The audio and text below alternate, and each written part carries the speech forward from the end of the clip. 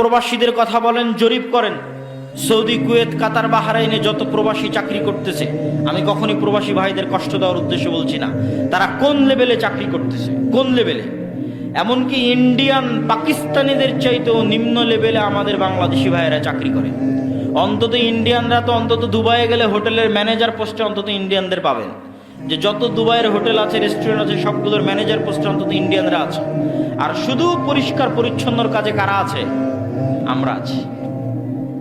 যেমন মদিনা ইসলামী বিশ্ববিদ্যালয়ের ক্লাসরুমে বসে আছি, তা আমরা যখন মদিনা ইসলামী বিশ্ববিদ্যালয়ের ক্লাসরুমে বসে থাকি, তখন যখন আমাদের ক্লাসটা পরিষ্কার করার জন্য আমাদের বাংলাদেশি ভাইয়েরা আসে, অবশ্যই এই কাজটা নিম্নমানের কাজ নয়, পরিষ্কার পরিচ্ছন্ন করা ভালো কাজ। কিন্তু ওখানে আরও 10টা জাতির ছাত্র বসে আছে, মালয়েশিয়ান বসে আছে, সৌদিরা বসে আছে, আরও বিভিন্ন দেশের ছাত্ররা বসে আছে, তার মধ্যে আমিও একজন বাংলাদেশি বসে আছি।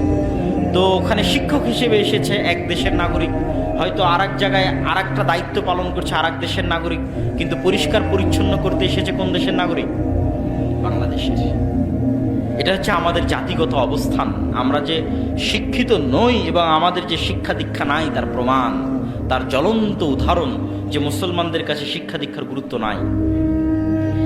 আর কেন সরকারের প্রয়োজন নাই আপনাকে শিক্ষিত করার? এই জন্য যে আপনি মূর্খ অবস্থাতেও গার্মেন্টসে চাকরি করে যে ইনকামটা সরকারকে দিচ্ছেন, আপনি মূর্খ অবস্থাতেও প্রবাসে চাকরি করে যে রেমিটেন্স সরকারকে দিচ্ছেন, এটাই তার জন্য অনেক বেশি।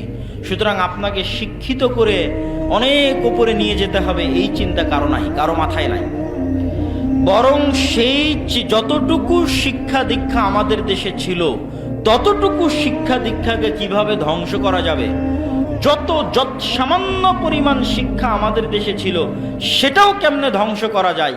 যে 5টা 10টা ডাক্তার বাংলাদেশে হতো, অচল অথর্ব ডাক্তার, না হলে এত মানুষকে কি জন্য ইন্ডিয়াতে চিকিৎসার জন্য যেতে হয়?